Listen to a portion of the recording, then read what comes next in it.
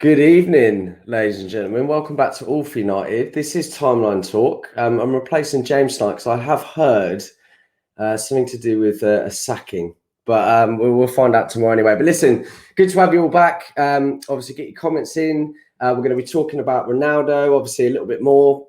You know, as I was saying to the boys backstage, you can't talk about Ronaldo enough, and obviously it's been a very exciting week. We're going to be talking about number 7.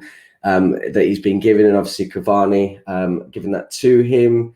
We're going to talk about the expectations. We're going to talk a little bit about the goalkeeping situation as well, and then we are going to talk about our preferred 11 for the rest of the season. Anyway, we'll see you in a bit.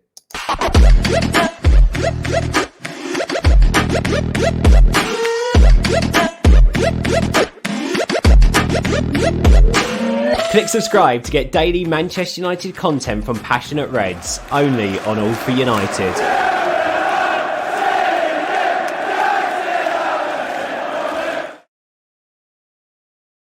Yes, boys, it's been a little while since I've seen you all, at least as a host. I hope you're all really well. I've got some great guests on tonight, as you can see. Henry, I hope you're well, buddy. Hammer, Callum, Charlie, all good to see you all.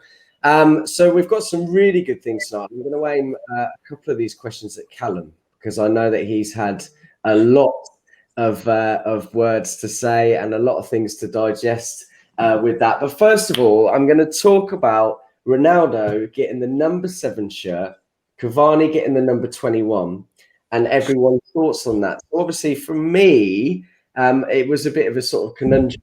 Was he going to get it? Is it going to happen? You know, it's all about CR7, his brand and everything else. And it was a bit of a concern, I think. But Cavani, fair play to the geezer. Obviously, they've had a conversation about it. He's given up his number 7. He's given it to the rightful owner. And that's no means derogatory towards Cavani at all. And we are going to see Mr. CR7 himself next year, this season, which would be fantastic. Henry, do you think it was the right thing to do? Are you pleased with that? I'm going to keep this one short and sweet. Yeah. Obviously, you can't not be happy with it. It's his brand. So CR7 needed to happen, and Cavani's worn 21 for Uruguay before, so it doesn't really make a difference. But happy days either way. That's absolutely right. I think that is his number for Uruguay. That is his number. Right. So anyway, expectations for Ronaldo this season. Obviously, there's been a lot of talk about him. Some fantastic records were broken this week. Obviously, he got his 110th and 111th goal for international, which is now a world record, and something that's probably never going to be topped again. Do you think? What do you reckon, Hammer? Do you reckon that can be beaten again? No, and the only reason is you would have to have that length of a career, right? Like you need that much time to beat something like that. You know, the only people who might be able to do it, and it's too young to see, they're both too young, would be Haaland and Mbappe. But, you know, they're going to have that long of a career. But, I mean, and I don't know if you asked for the first part too, like expectations for him. I'm expecting... I think the best word I can think of is clinical. I don't think he's going to be as flashy as what Ronaldo has always been, but he's going to go in there and put goals in for us that we needed to do. Yeah, I think you're right, actually. He's obviously changed over the years, especially since his first days at United. And I think that you saw, even at Juve and the sort of tail end of Real, he wasn't so flashy, was he? He was just sort of banging in the goals. But with regards to Mbappe, Callum, do you think that someone like him, who has started young, has started banging in the goals, Erling Haaland, another one, it's possible for someone like that to get as many goals as Ronaldo at international career? No, I don't think so. I think Ronaldo's a bit of an anomaly, to be honest. You know, he's got 180 caps for his international side. He's 36 now. How many players still play for their international team at that age? Ronaldo's just a freak of nature, I think, and you know the amount of goals he scores is unbelievable. I think this generation's kind of desperate to see another Ronaldo and Messi, and Haaland and Mbappe seem to be those two people. As amazing as they are, we'll never ever see Ronaldo and Messi ever again. I just don't think that'll happen. They were so good that it'd be incredible if we were to see that likes again. You know, don't get me wrong, they'll score a shitload of goals for them, but I can't see them going to score 110, 120 goals for their international teams. Yeah, I agree. I think it's going to be very difficult to see that again. And it's such a shame. Such a shame that it's over almost. But what a wonderful time to be alive. to be able to witness that. You know, we talk about great players in the past: Pele, Maradona, Eusebio, Beckenbauer, and all of these world-class greats, and we've been graced with two unbelievable players. And I, you know, they're both fantastic in their own right, and obviously there's always this continual comparison of the two, and I don't think you can compare those two. I think they're both very different players and both incredible players, and we should just embrace the fact that they've been around. Charlie, do you share the same thoughts as everyone else? Yeah, definitely. I think you know, as the lads have said, Ronaldo is a sort of a different animal, really. I think the stat came up on the telly, and there were a couple of other players. I think the player that he broke the record, I think it was a player from, was it somewhere in Asia? Was it? I think Ali from Iran, I think it was. Was it Iran? Was it? Yeah, Iran. Obviously that it could be broken by a player from a country where you're playing against poorer sides, where you tend to get more goals. You may get that, but I think in Europe, I don't think any European nation, I don't think you'll get anyone who will break that record for a long time. But yeah, he's obviously, as the lads have said, he's incredible. Obviously, with the shirt number, Cavani is obviously a top-class professional. We all know that Ronaldo wouldn't look right without number 7. So yeah, fair play to Cavani for that. But you know, it's great to see Ronaldo back, and you know, there's a lot of good vibes around the place at the moment. Yeah, something else that's been instilled by Ollie. Hammer, you wanted to talk, bro? You know, I just want to say a quick thing on the shirt. I wonder if there was any money involved, because I know in the States, like NBA, NFL, if a veteran comes in and wants to take a number that he wears, sometimes there's some money that goes to the person. Like, hey, I'll give you this money for the shirts. Just because of the brand of the business, I wonder if they gave him a little money. Yeah, I mean, that is a possibility. I'm not quite sure what goes on behind the scenes, and I guess anything like that probably could happen. So, Callum, I'm going to come to you first, because I think this will start a huge debate, and something I wanted to talk to you for more than 24 hours since you said you're going to come on. So thanks for coming on, bro. So I'm going to do a quick read of something that Talk Sport, or Talk Shite, as some people reference them to. So this is what they said about Ronaldo before Man United were in the frame. So it said, Ronaldo is exactly what Man City have been looking for. This could go a long way in getting City over the line in the Champions League. Of all the number 9s available, though, it will cost a few quid. He's worth taking. This was Trevor Sinclair on TalkSport a few days ago, probably last Friday when it was all coming out, Thursday at least. So Trevor Sinclair loves the idea of Ronaldo joining Man City, okay? And then as soon as he obviously gets over the line and he joins Man United, the intensity is unbelievable in the Premier League, and Ronaldo's legs will tire. Ronaldo won't be, honestly, it makes me chuckle when I read this, because I can't believe within the space of a few days you can completely flip-flop and make yourself look like an arse. Ronaldo won't be able to play every game. He'll be top drawer every game. Trevor Sinclair says Ronaldo should not be guaranteed or expected to start every Man United game this season. Do you agree? Callum, go for it, bro. Yeah, do you know what? He's 100% right. I can't. The thing is, we seem to we give them exactly what they want. You don't see this kind of dross punditry. It's on The Athletic, or I don't know, even Sky Sports to an extent. You see it to a much lesser extent. Like, don't get me wrong, Paul Merson and them kind of people are still on there. But you've got the likes of Trevor Sinclair. I was listening to TalkSport when he said that, the original one, where he said how great they'd be. Because I don't mind listening to Laura Woods when she's on. And he was like, oh yeah, I can't wait for him to sign. It'll be brilliant. He's exactly what City need. He'll take us to the title. And all of a sudden United sign him, and he's not fit enough. He won't play every game. The intensity will be too much for him. Like, they clearly don't believe what they're saying. There's no way. They cannot be that fickle and stupid. Like, they sit there. Callum, just a quick question. Surely someone is going to have to say, someone must say at some point, guys, you've not said that the other day, and you're going to have to be very careful what you say, or try not to contradict yourself, no? Do you know, the main problem is TalkSport are owned by the same people that own The Sun.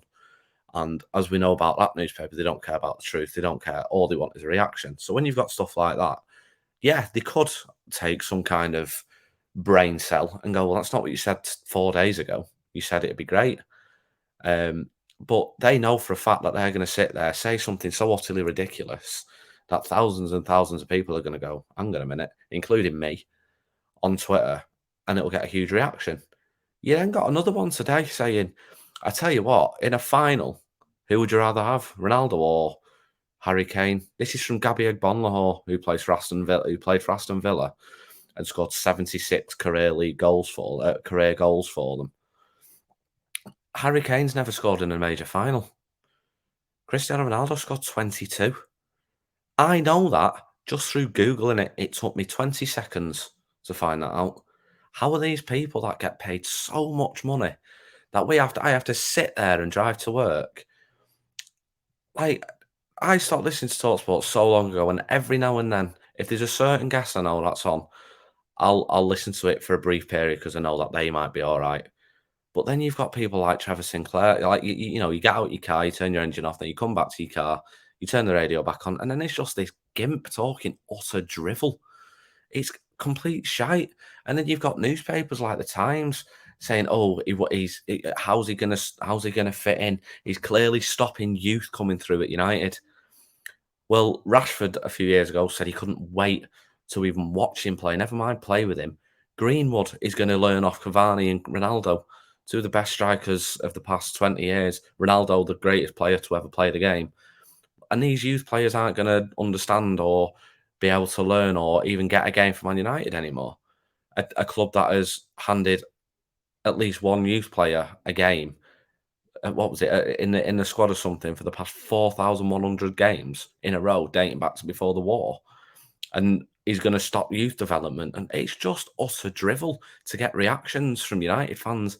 It's gutter press. It was never a problem when he was going to City. He'd be exactly what they need. And now all of a sudden United have signed him. Oh, I don't know. He's no good. Romelu Lukaku just went for 97 million quid. Ronaldo scored more goals than him in Serie A last season. Yeah, Lukaku was a brilliant signing and Ronaldo isn't. Ronaldo's not a 36-year-old who, you know, sits in the pub all the time. He's a 36-year-old that looks like a 24-year-old. But all this went out the window. This was stuff that all these pundits said. 24 at a push, mate. I mean, if I look like that at 24, I'd be fucking happy. Well, I'm 25 and I look 76, so I'm struggling. But they weren't saying this stuff about him a few months ago. He was still the greatest player ever the other month. Up there with Messi. They're still going. He'll go for another 10 years. Boom, stands for Man United. And everyone hates him. Everyone thinks United will ruin him. Everyone thinks he'll ruin youth development. He'll ruin Greenwood. It's complete drivel piss. And I'm sick to death of being caught out by their absolute shite. You've got Paul Merson who says it as well, who's on. He somehow was the only one that kept his job at Sky Sports. He should have been sacked and all the useless. Anyway, carry on. No, well, I can't really disagree with everything you said, mate. I mean, we all know that Man United are the biggest club in England, one of the biggest clubs in the world. You know, everybody talks about us. We get used for interactions and stuff like that.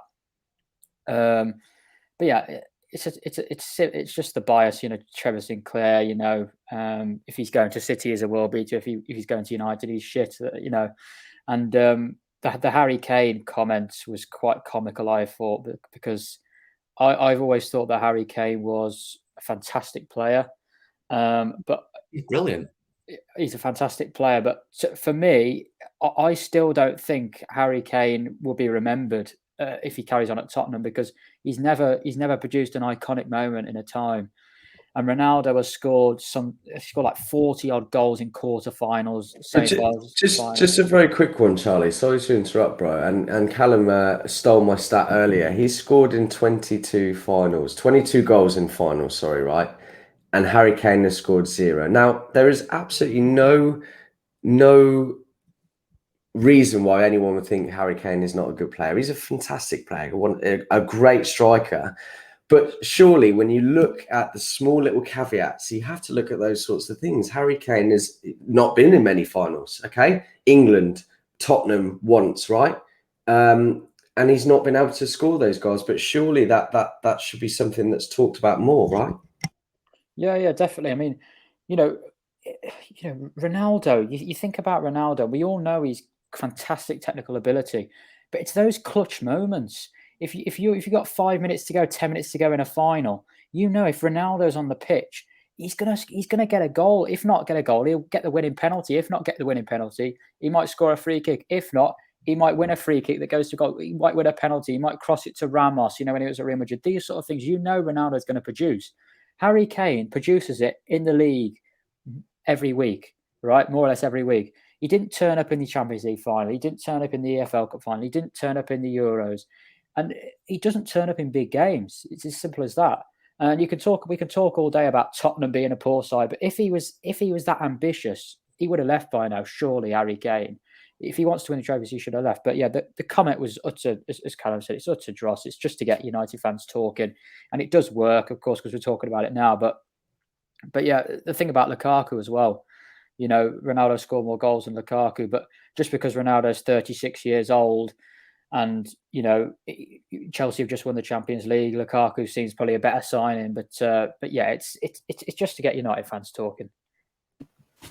Well, to be fair, this is, and I just can't take Trevor Sinclair seriously, because this is a man who got arrested for drink driving and then pissed himself in a cop car. Like, how can you take someone seriously that wets themselves in a cop car and then racially abuses someone? Honestly, he lost his job at the BBC for doing that. How he has still got a job? How he is still about all that though, Henry, doesn't it? Really? No, yeah. Well, in terms of like who he is as a person and the lengths he's willing to go to just low, and he's just like pond scum in terms of punditry. And who's he to tell anyone else that Ronaldo's not as good as someone else, or Ronaldo's not as good at good enough for United? Who's he to say that? He was a pretty bang average player. He was okay. But he didn't, again, he didn't win anything of note. So and same with Mbonhor. TalkSport have a habit of getting bang average former Premier League players in to do punditry on something they know nothing about. When's Gabby Mbonhor been in the Champions League final? When's he been in the Euros final? He couldn't even make the England squad. Like, this guy's shit. He was one of the most average Premier League players we've ever seen, and he's coming out and saying Kane's this and Kane's that, and Kane is the God, Lord and Savior. Oh, give me a break. The dude signed a 6-year contract at Tottenham. Oh yeah, Mr. Ambitious, 6-year contract at Tottenham. You sign your life away. You sign your career away to Daniel Levy. He might as well have shot himself in the head. Honestly, it is the most stupid thing you can do ever. I'm not having this. These guys, they get clicks, which is fair enough. But how they've got any credibility? I mean, they don't. Mbonhor, again, washed up. He's got to go and make a point of things on TalkSport because no one really cares about him anymore. Same with Trevor Sinclair. No other organisation will touch him with a 10-foot pole because he pissed himself in a police car. Like, seriously, honestly, I just can't take them seriously. And they're called talk shite for a reason. And as Callum mentioned, they're owned by the Sun. So if there's any reason not to listen to their drivel, just use that. Well, so my thing on this is, first of all, on the Harry Kane part of it, I'm not even going to touch because that's just a joke of whatever type of take that they want to say that is. But on the Ronaldo part of it too, it's, out of all the people who's getting older that's still playing, he's probably the last one. He's probably the last one that you can actually say something like that about, because he spends the money and you see the work that he puts in, and he has put in over his entire career to keep his body the way it is. And I know you guys sometimes don't like it, but I can't help it that sometimes I bring in American things into this, is that it's like LeBron James as well. He spends $1.5 million to keep his body in shape every season, every year. I don't even know what Ronaldo spends on his body, and he probably isn't going to tell anybody.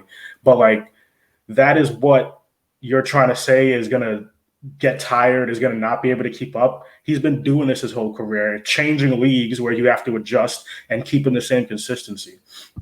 And then in terms of just these pundits, it's like what happens. And again, I know I'm going back to the States with teams like the Yankees, teams like the Knicks. By the way, the Knicks have been shit for a long time, so you can actually call them shit. But they get more of the press because it's the New York Knicks and because it's the New York Yankees. That name is going to get more clicks, more attention, more views. So because this is Manchester United, they're always going to have some ignorant shit to say, whether it's negative or the occasional positive one. Because let's be honest, even if we do something good, they always have to have some little, thing to say about it in some negative way. It's what's going to happen with Manchester United, and it's just because of how massive the club is. So they can keep talking their shit. I'm sure Ronaldo's going to shut them up pretty quick in the season. I hope you're right, buddy. And listen, this is exactly what they want. It makes it very difficult because ultimately they haven't got credibility, like lots of people that we see on the Ollie out side of the club. And they do it because they will get people talking, and even us doing this now is exactly what they want. And the problem is, we can talk about not listening to them, not talking about it, not giving them the limelight, but it's just always going to happen. You're always going to get some fans that are going to click into it, look at it, talk about it, and it's just never going to go away. So it's just one of those things. I just wanted to read something to you and get anyone's thoughts on this. So there was the official Champions League group stage squad announced today. David De Gea, Henderson, Heaton expected. Poor Grant. Dalot, Wan-Bissaka, Lindelof, Bailly, Varane, Maguire, Telles, Shaw. Any surprises there from anyone? Not that I'm aware of, to be honest. I think it's just your run-of-the-mill squad for the Champions League, and I think there was no surprising. What's the word? Where you're not included, Yes. not included people. I can't think of the word. You know what I mean? Excluded. That's the one. You're welcome. Yeah, Kartik's had it. Sorry, Kartik's had it. The numbers. Phil Jones in the 6. Done for. He's not included in the squad. Yeah, it's died to death, that has, isn't it? We're not going to get to see that in the last stages against Barcelona or against Bayern Munich or something. We're done for now. Phil Jones won't be able to play. Yeah, I don't think there was any real surprises there at all. To be honest, Lingard obviously has been included. I really hope Lingard has a good season. Actually, I really, he has. Obviously, there were talks about him in West Ham throughout the summer, especially in the last few days, and nothing really happened. And obviously, he would have had a chat with Ollie, and I really hope that he is available. He plays well when he's available and proves everyone wrong. So I'm glad to see that he's been included at least.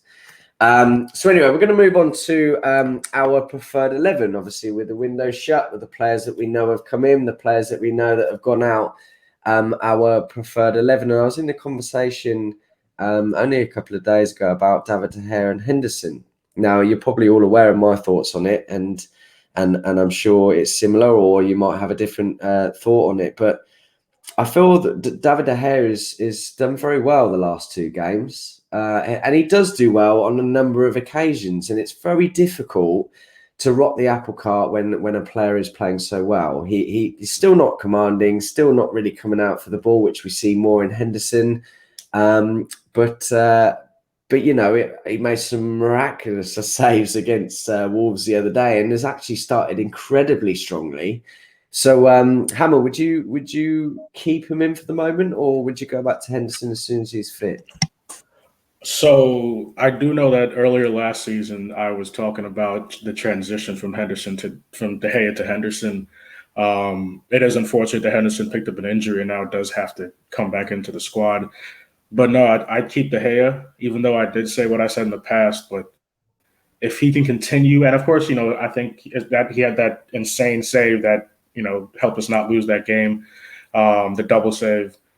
But if he can continue on the form that he is in to start this season, I'd stick with De Gea, mostly because of experience. I think we've got like a lot of things going well in this squad, and we've added a certain amount of people to it, and not even just from what I'm saying, like just not even just Ronaldo, but just the way the squad started filling in. Even though we still did need that one more player.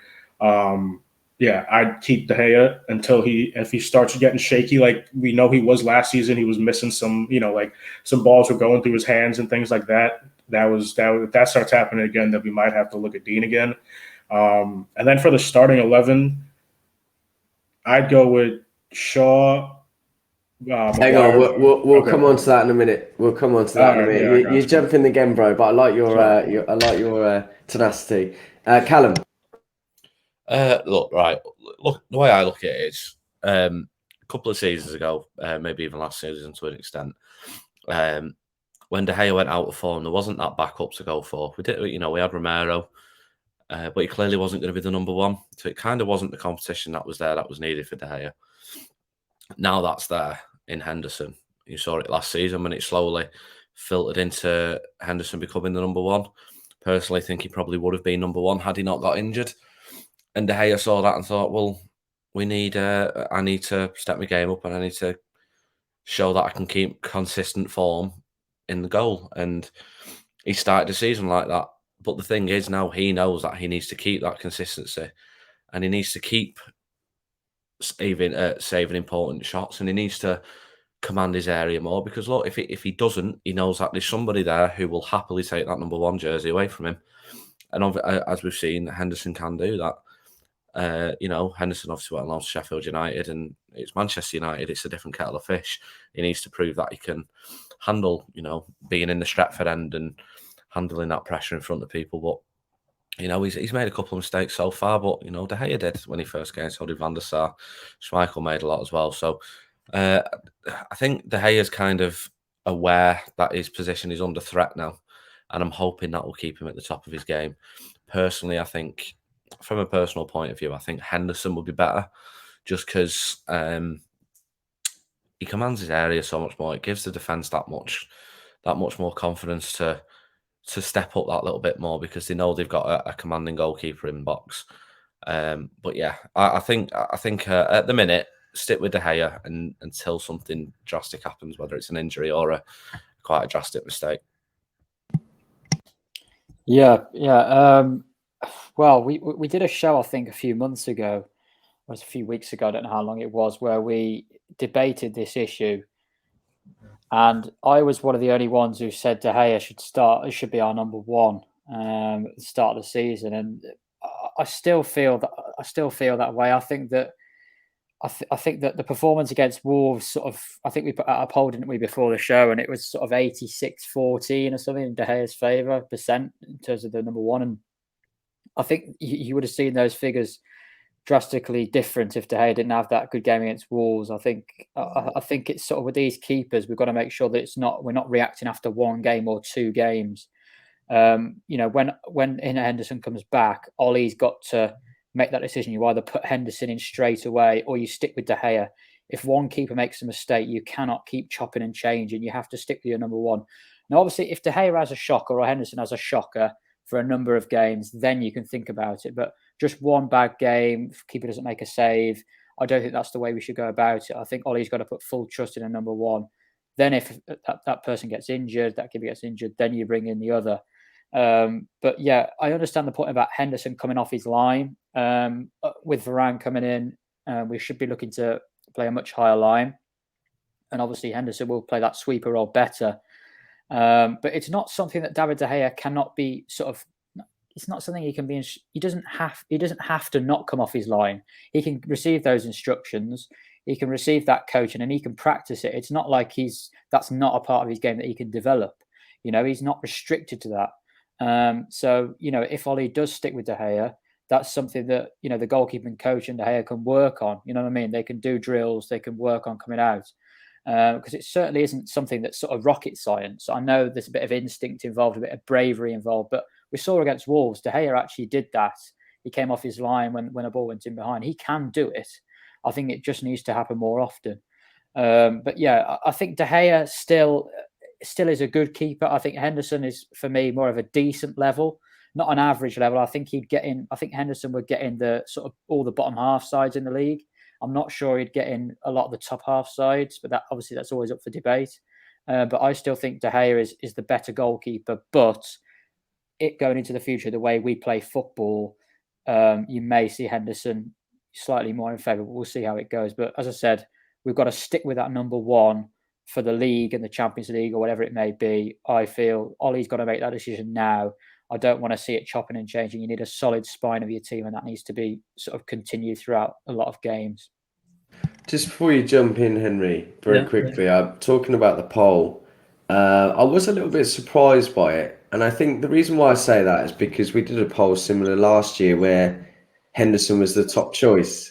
And I do feel that it really is what's current, isn't it? Obviously, David De Gea's had a good couple of games. Everyone's familiar with that. So it's easy to pick him. And I get it. I get that, I wouldn't be disappointed if either of them were number one. And my problem is these days you have to keep your whole squad happy. Back in the day where money wasn't so involved, you had a squad and everyone was just happy to play for the club 9 times out of 10. Yeah. So as soon as you rock that apple cart a little bit, I feel that, if David De Gea is getting a lot of games, then Henderson might get a little bit frustrated with that. And actually, I disagree with what you said, Charlie. I think he would get into a lot of, he's young, and I think he'd get into a lot of the top half club for a goalkeeper as well. There were rumours, I think, before he came back from Sheffield United, Chelsea were after him, and even Man City.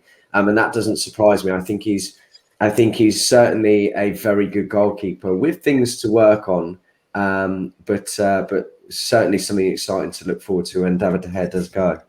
Do you know what though? Just to interject though, I think Charlie is right to an extent. I think the problem is with Henderson. I think there's still that just element of doubt with him. We all know he's a great keeper, but I think it's that element of we've not seen him for a continued run at United, and it's that. We've always. But do you think that element of doubt is the same as what we had for David De Gea when he first arrived at the club? Well, that's what I was getting on. So I was going to say it. We had it for De Gea. We had it for Van der Sar. We had it obviously. When Schmeichel left, we had Barthez. So I think when we had and Van der Gaal and all these keepers. So when we had these runs of, we didn't have that stability in goal. That next goalkeeper, we had that natural doubt about.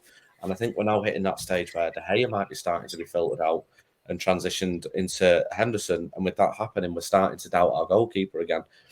The only way that doubt goes is like with De Gea. We keep him in the goal and we see how he fares. Like obviously, De Gea came into the country and was terrible at first. And I think once we possibly give Henderson a good going goal, that doubt could start to be removed. But that'll only happen ultimately when we start playing him. And it's up to Ollie to decide when we do that. Yeah, to be fair, this debate is what you want, though. This debate is what you want at a football club. You want to be questioning every single position in the team. With De Gea, I've been heavily critical over the last kind of couple of years for the way that he's played, and seeing him come off his line for the first time in like 2 years almost made me have a stroke in the middle of the game because you just don't know what you're going to get with him. And Varane was kind of, you can tell the influence that Varane's had on the keeper because coming out for things, playing out from the back, it's not him. And this is one thing that you've got to be with the times. And De Gea has been really poor in terms of his kicking's not as good as Henderson's. Like that is, I don't think that's really debatable at the moment, just because of the style of play. And I watched a video of Henderson. God, how long ago was it? A couple of years ago, when he was I think he was at Sheffield United. He must have been at Sheffield United, and then he was he did a video saying, I've got the desire to be the number one keeper for England. I will be the number one keeper for England, and I will be the number one Manchester United goalkeeper. And it's the confidence for me. De Gea has been a bit shaky. And he's lacked the confidence to come out and collect crosses. And even a couple of times in the Wolves game, he was backing off a little bit, just kind of, a little bit hesitant. And Henderson isn't that. And Callum, you're right, 100%. He needs to run in the team, Henderson, to figure out what he's really about. He needs to be able to settle into the side. But I think in terms of longevity and the style of play, Solskjaer wants to play out from the back. And I'm not 100% a fan of this. Tap it to you 5 yards to your right and then play out from there. But if anyone's going to be able to do it, it's Henderson. And with De Gea, he sometimes, he's not Spanish. He's not Spanish first choice at the moment. And if Henderson gets back into a long run of form with United, I think the England side will start to shift. I know Pickford's got Southgate's nudes or something, but I think it will start to shift because Henderson will be playing Champions League football in a higher level. So I don't think judging someone when they haven't played that much, when they played at Sheffield United, I don't think that's like 100% fair. Like, judge them when they play for the side, because we have the same thing with a couple of players. Pereira turned out to be shit when he came back, but then they're shit, so you can get rid of them. But with Henderson, he needs to be in the side, and you can figure out whether he's worth keeping. And again, De Gea's 30, Henderson's 25 now. Big difference. Ultimately, a decision's got to be made, really, hasn't it, between them? Yeah, sooner rather than later. This year. Yeah. And then one thing I will say just before you hammer, sorry, bro. 2 years ago at Sheffield United, Henderson conceded one less goal than. Oh, he had one less clean sheet than David De Gea. Now, for a team like Sheffield United, that's an incredible feat, I think, because the amount of shots they had. Sorry, relegation Ramsdale came back in. They were shite and they went down. So good luck. No, so the 2 quick points I wanted to say on De Gea is, one, I think he's not as good as he used to be, but I think he's on a decline from being world class. So like he still has some of what is a really good keeper in him. And in terms of him coming off his line, of course, I would love to see it. Not as much as Henderson, because he'll never do it as much as Henderson. But I think he also just has overconfidence in his feet and those type of saves that he makes, like right in that small space, and he just overtrusts that ability. And then for Henderson, one thing I just want to agree on with Henry is that the mentality part I really agree on. I think he has the type of mentality you want to see in an aggressive goalkeeper. And he's also figured out how to time those points of coming out. He doesn't do it too much, and he doesn't do it in like bad timing, because he could get really screwed over in some of the times where he runs out from his goal. Yeah. Just the last point on Henderson. Might be quite a controversial point on Henderson, actually. I love confidence in a player, and I really do. Obviously, it's hugely important. But I get the feeling sometimes Henderson has a little bit too much, and he comes across sometimes the way he plays slightly arrogant for his actual ability, and that might be quite controversial, because I think he's a decent goalkeeper. I don't think he'd get in City, Chelsea, Spurs, Arsenal, etc., etc. That's just my personal opinion. But I just think he needs to just be careful. He needs to just be careful, because he's not overall as a keeper. He is not on the level as David De Gea still, for me, and he just needs to be a little bit careful, because if he wants to, he's 24, he's 25 in March, I think. If he wants to be Man United number 1, he needs to prove it, and he needs to be given that chance to do it. But Ollie is obviously the man who's in charge of giving him that chance. And as I rightly agree with what everyone said, Ollie's got to decide now who deserves that spot. Charlie, just quickly, sorry. Can you just a little question? Could you name me a keeper in any top club that doesn't have huge, gigantic balls when they've got the ball at their feet? Like, they've massive nuts, and they're not scared to take on a player or to leave it to the last second. Could you name me a keeper at any of the top European clubs that we describe as David De Gea? No, seriously though, even AC Milan now, they've got Mike Maignan, who is a quality keeper again for Lille. Balls of steel. Ederson, who's willing to take people on. I think if you haven't got that arrogance and swagger and confidence, I think you struggle, because you don't believe in yourself to. I mean, De Gea, the Everton one, what was it, last year or whatever? That was risky business, and he shouldn't. He should never be doing that. But that was laziness. Whereas Henderson's is like, I've got massive nuts. You're spot on there, to be honest, Henry. I think it's a case of, you need that arrogance to be a goalkeeper. You've got to have that confidence. It's a tough job. But, I think I think he'd get in Tottenham's side, Henderson. I think he's probably up there with Lloris. He'd get in Arsenal's team, definitely. Yeah, good points. Very good points. And Charlie, you sort of summed it up really nicely there. Thank you, mate. Diogo Dalot. obviously on loan last season, had a good season at AC. Lots to talk about and potentially going to Borussia Dortmund. Now, it has come out in the last few days, sort of tail end of last week even, that Aaron Wan-Bissaka is in a bit of trouble for driving disqualified and without insurance. Now, we don't know how much of an effect this is going to have on obviously that right back position, but is this a big opportunity now for Diogo if he has to come in to really grab it by the scruff of the neck? I described Aaron Wan-Bissaka a couple of weeks ago. I described him as like legs and vibes, which at times he was fantastic against Wolves. Don't get me wrong, but there's times when he's going forward. You just look at him and think, do you actually know what you're going to do in like 5 seconds? Do you have any idea whether you're going to cross the ball, whether you're going to trip over it, whether you're going to do a step over? His step overs seem to take about half an hour for some reason. But I just look at him and I think defensive side, pretty much spot on. But in terms of the attacking side, Diogo Dalot will push him 100%, just because of the pace, and he's almost a right winger at times, Dalot, and that's what you need in kind of modern day football, and the way Solskjaer wants overlapping fullbacks. And you saw Sancho a couple of times and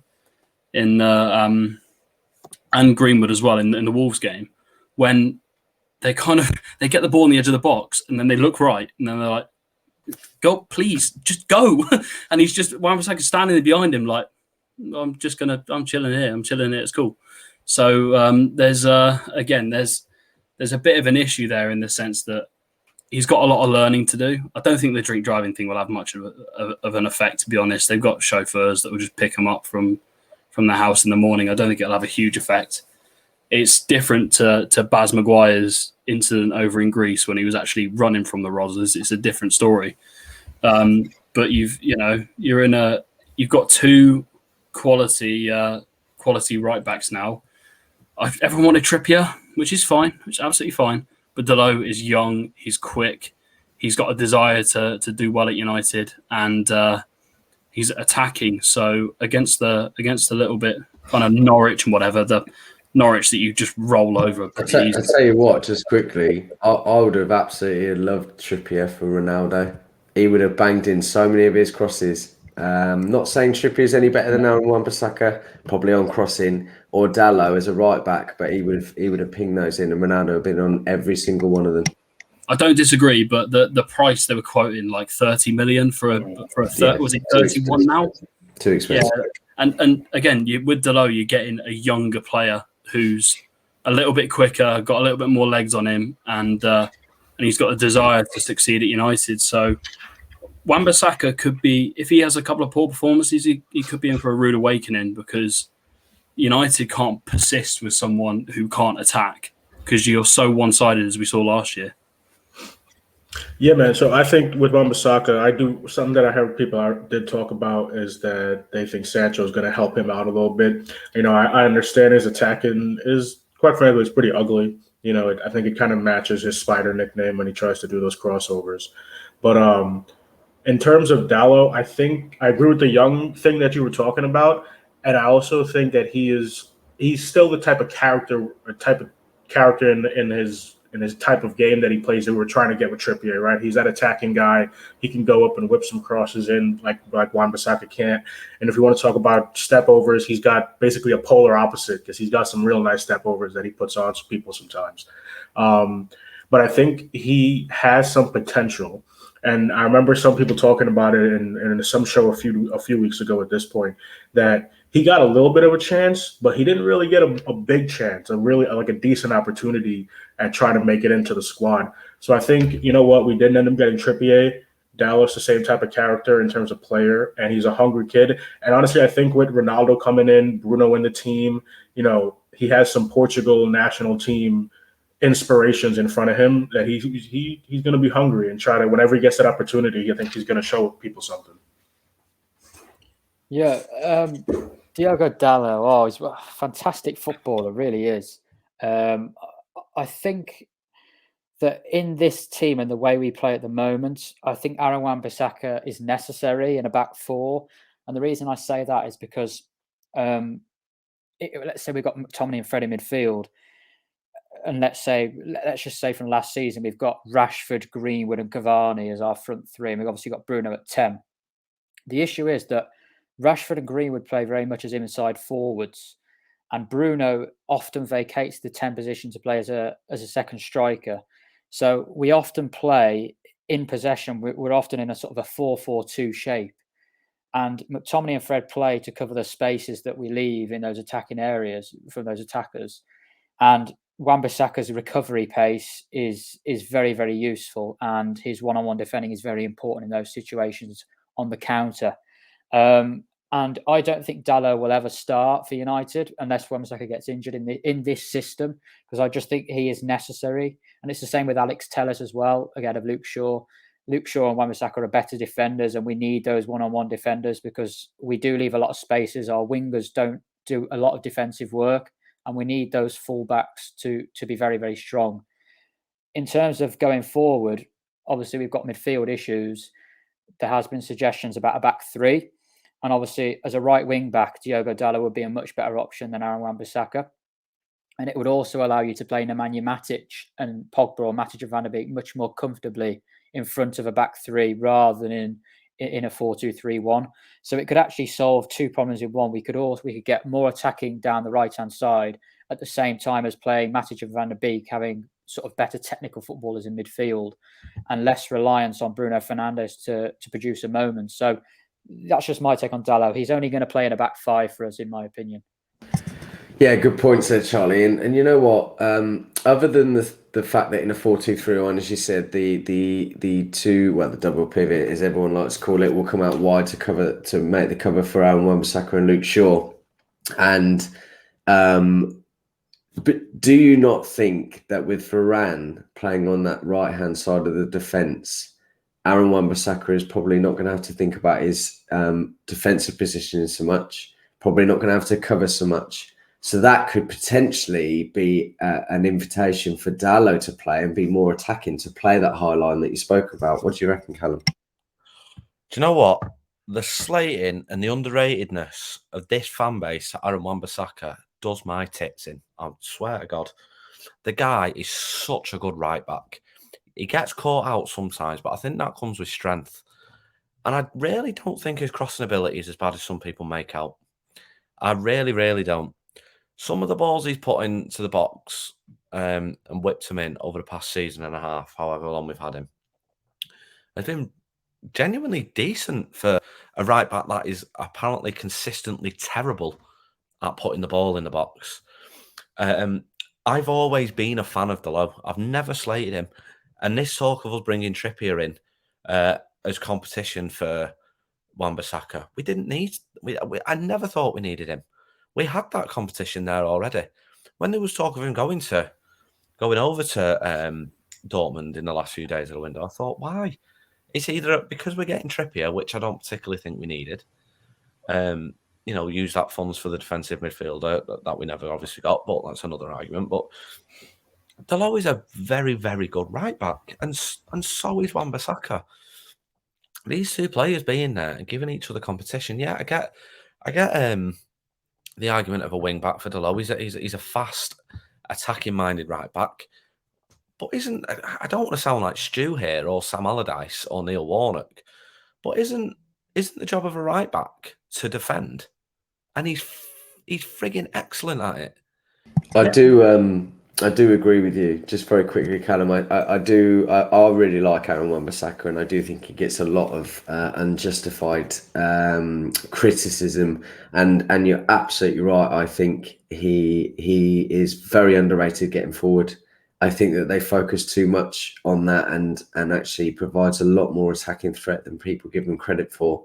Yeah, and that's disappointing. But hopefully, as I've said to before, and Hammer alluded to earlier, with the inclusion of Sancho, I think that will improve that. I've said before that on the left-hand side, Rashford and Shaw have been incredible because their relationship is so great. On the right-hand side, it's been a bit part with Greenwood and other players, right? Well, that's because he's not had a solid right-side partnership. I said that ages ago, that if Sancho was to come in, he's going to have that right-wing partner. He's going to have that person that he can build a relationship with. And the thing is, He's not had that. And with Greenwood's not. And I'll say this to him dead in the face. Greenwood's a striker, not a right winger. It's like when all the pundits came out and said we didn't need Sancho, we've got Greenwood, and then contradicted themselves by going, "Oh, but I think it'll become a number 9."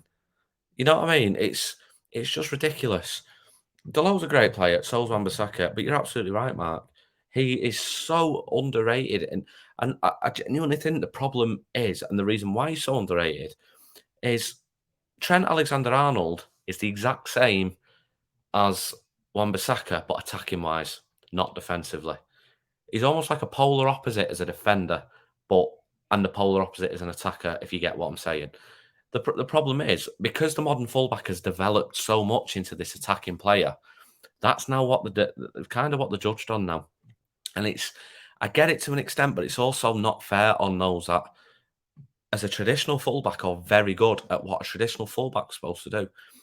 And because he's compared to Trent Alexander-Arnold, it looks so much worse. Don't get me wrong, Alexander-Arnold's delivery of a ball can be very good, but it can also be shocking as well.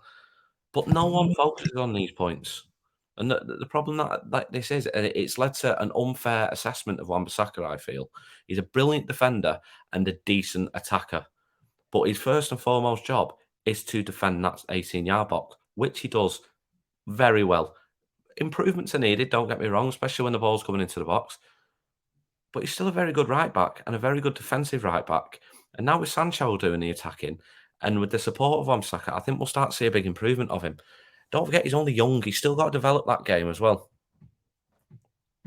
Oh yeah, I completely agree with you. Very good points there.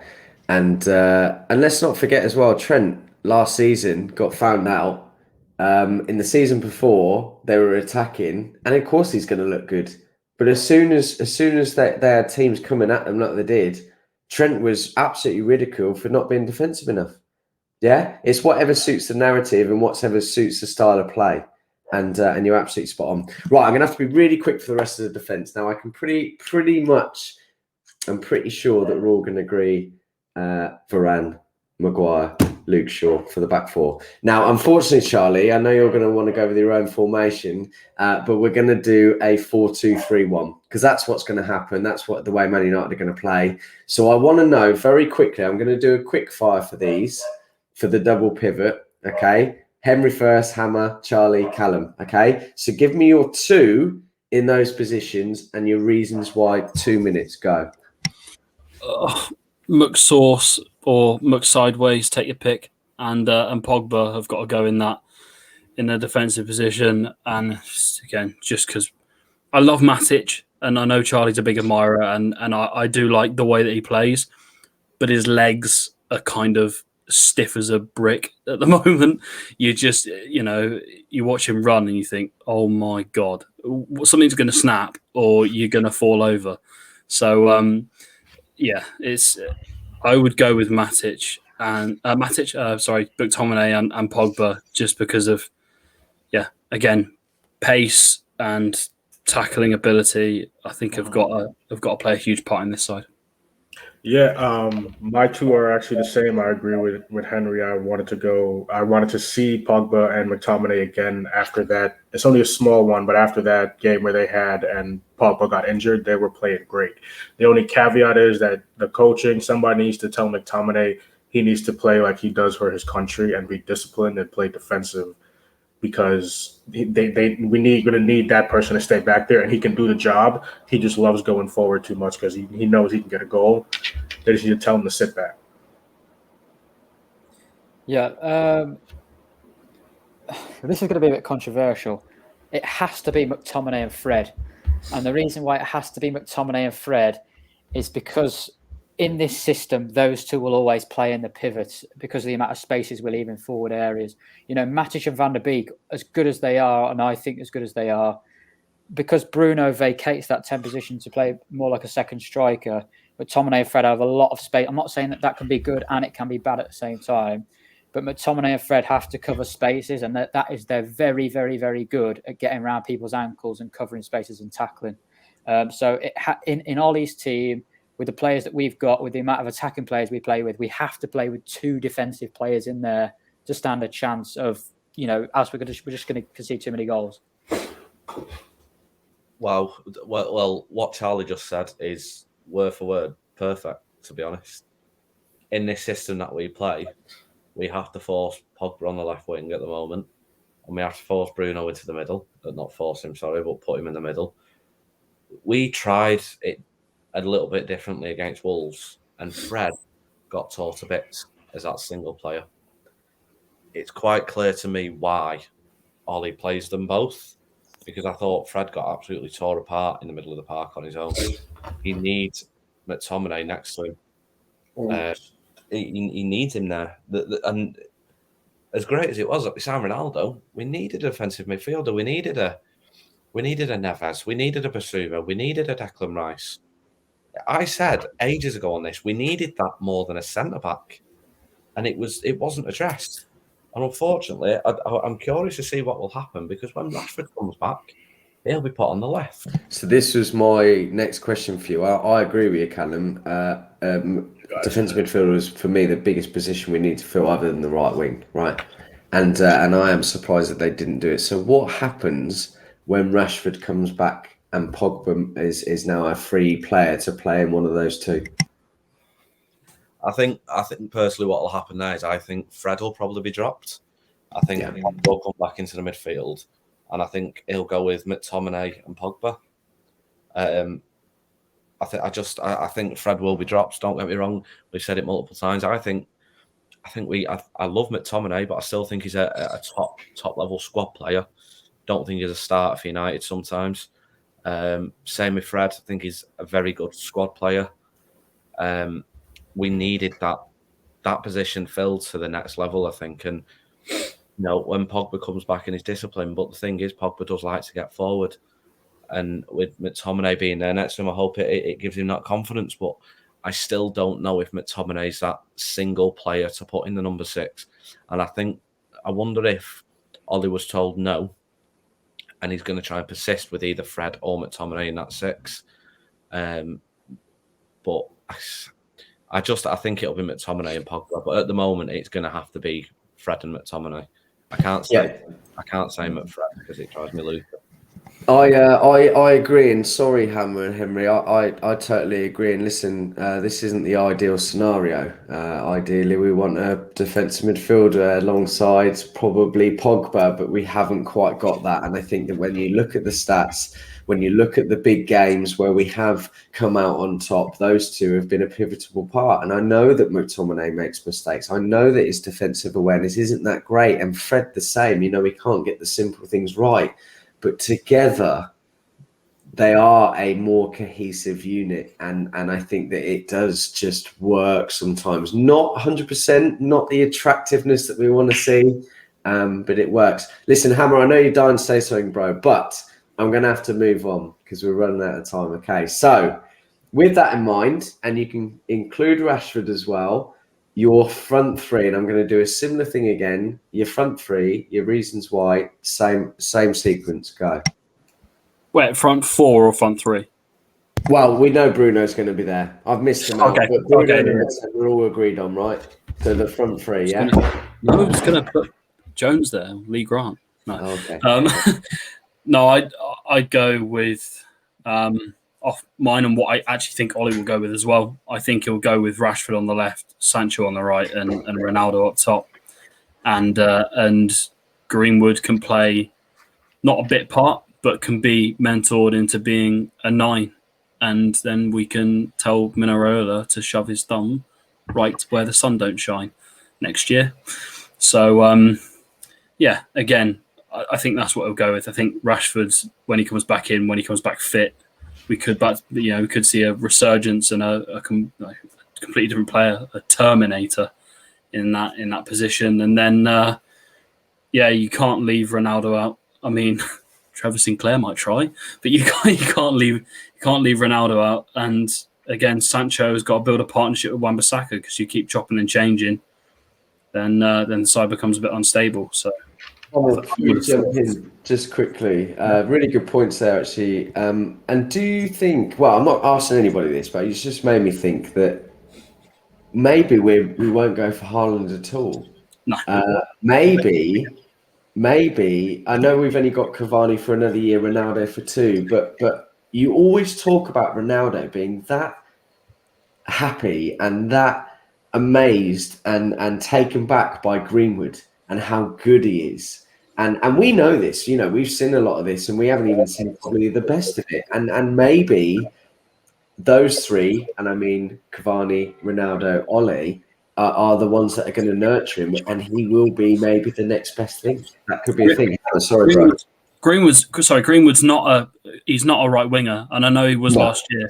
But the problem we've got is if he doesn't end up being our first number 9, he's not in the starting 11.